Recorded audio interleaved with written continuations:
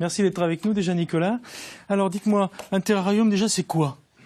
Terrarium, c'est un milieu, on va essayer de reconstituer le milieu naturel pour les plantes, notamment pour les plantes tropicales, qui aiment bien avoir une atmosphère un petit peu humide, une hygrométrie bien particulière, une certaine température. Donc on va essayer de recréer ça de manière un petit peu artificielle. C'est ce qu'on voit là? Ça, voilà, on est vraiment sur un terrarium vraiment haut de gamme où là, on va vraiment recréer donc l'hygrométrie. Donc là, on pourra donc gérer l'hygrométrie. On peut j'ai vu avoir tout à l'heure, il y a un petit peu de fumée, c'est ça? Voilà, hein on peut donc. Ah bah allez-y, branchez tout, branchez la machine infernale.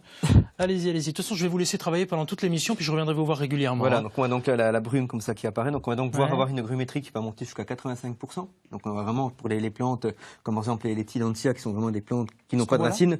Ça, ce sont des plantes épiphytes. Donc là, ce sont des plantes qui n'ont pas de racines. Épiphyte? C'est des plantes qui vont vivre un petit peu d'humidité de l'atmosphère. Donc c'est pour ça qu'elles demandent beaucoup d'hygrométrie, donc une atmosphère assez importante. Et donc du coup, elles vont donc pouvoir se développer vraiment idéalement dans ce type d'appareil.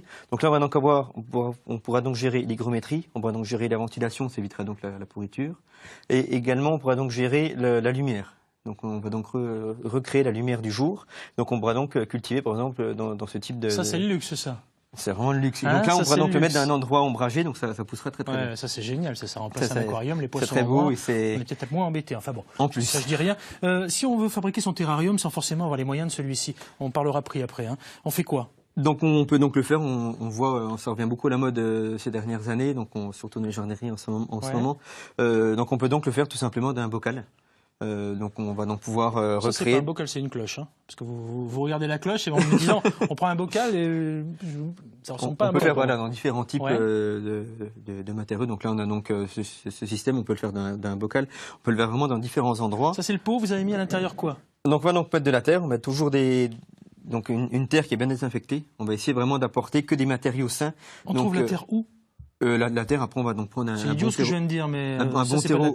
Ça c'est un bon terreau plante verte. Souvent ce sont de la fibre de coco qu'on trouve dedans. Si on veut mettre un petit peu de décoration, on va donc plutôt prendre là par exemple on a une racine qui est en résine. C'est moche ça, non? Non, une fois que tout est bien mis, après c'est...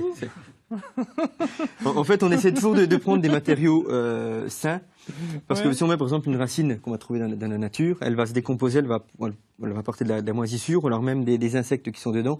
Donc on essaye vraiment d'apporter que des matériaux sains dans Vous savez quoi, c'est facile pour moi de juger, hein. Je vais vous laisser travailler, puis je vais venir vous voir régulièrement ici pour voir comment avance notre terrarium, ce qu'il nous faut comme matériel et tout. Donc je reviens vous voir.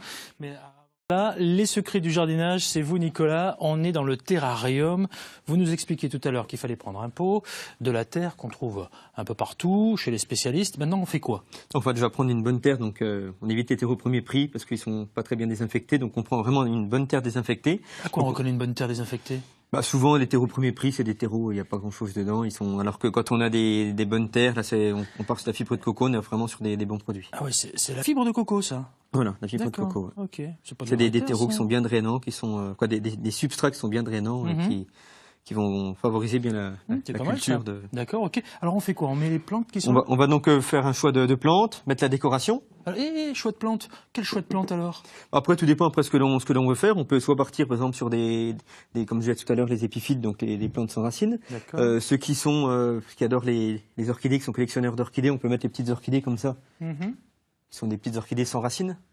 Donc là, pareil, ce sont des orchidées qui demandent des conditions bien particulières. Donc dans ce style de produit, ça poussera très très bien. Faut toujours mettre des plantes sans racines pour faire un terrarium? Non, pas forcément. Toutes ces plantes-là, après, on a des fougères, là, il y a des racines, il n'y a pas de problème. Là, c'est vraiment on arrive pour ce type de plantes dans les terrariums, on aura des conditions vraiment bien particulières qui seront recréées. Donc elles seront vraiment. Si vous mettez ça d'une pièce d'intérieur, en plus actuellement avec le chauffage central, on aura des hygrométries très très faibles. Ce type de plante va durer quelques semaines et ensuite ça va dépérir. Alors que quand c'est dans ce style de terrarium, elles vont vraiment durer très très longtemps. Très bien, on plante, allez, montrez-moi comment vous faites. On va déjà mettre un petit peu la décoration. Alors vous mettez ce que j'aime pas, mais bon, apparemment vous aimez, donc on va le mettre. Hein.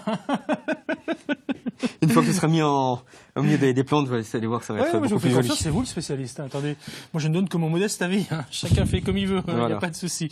Bon, après c'est un décor. J'aurais pu mettre un autre jardin là, moi si j'avais aimé. Pourquoi pas, si vous aimez. Ok, très bien. Voilà, on peut déjà mettre une racine un petit peu comme ça. Ensuite, on va donc pouvoir rajouter plantez-moi la première plante avant que j'aille vous faire découvrir un documentaire lundi soir. Donc les plantes, on essaie toujours un petit peu de défaire les racines si elles sont très serrées. Toujours ça, il faut toujours faire ça. C'est mieux quand je fais ça avec la fourchette d'habitude, mais bon. On peut le faire avec une fourchette, avec les doigts si elles sont pas trop serrées.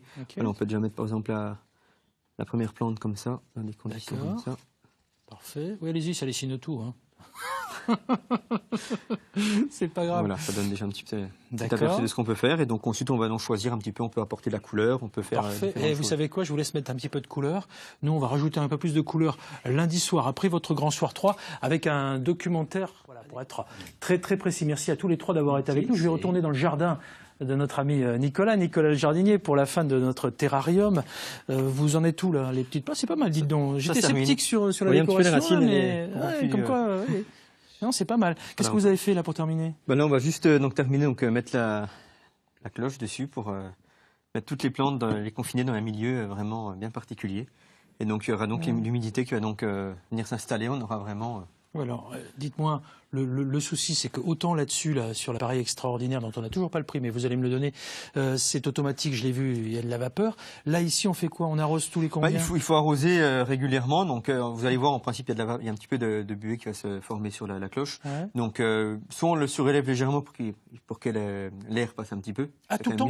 On le surélève tout le temps? Légèrement, le surélever pour que l'air circule un petit peu, éventuellement. Pour le truc, et puis, donc, vous allez voir, de toute façon, il y aura beaucoup moins de buée après dans la cloche, donc c'est signe qu'il aura soif. On peut pulvériser un petit peu de temps en temps également. Et puis, ça va donc vivre comme ça. Durée de vie? On va partir sur un minimum 1 an. Ah, c'est pas mal. Donc, au bout d'1 an, vous pouvez comme changer des plantes, elles vont se développer, on peut retailler, on peut faire différentes choses. C'est économique, et puis chez soi, c'est plutôt sympa. Puis ça vit au moins. Voilà. C'est décoratif. Et alors maintenant, si Papa Noël veut m'amener ça coûte combien? Donc là, on est sur un article qui coûte à peu près 400 €. Ok, environ 400 €. Super, merci pour toutes ces infos pour faire un terrarium comme à la maison avec 3 fois rien, parce que celui-là il coûte 400, mais celui-là il coûte beaucoup moins. Ça on peut le faire, ça coûtera beaucoup moins cher. Plein de choses. Nous on se retrouve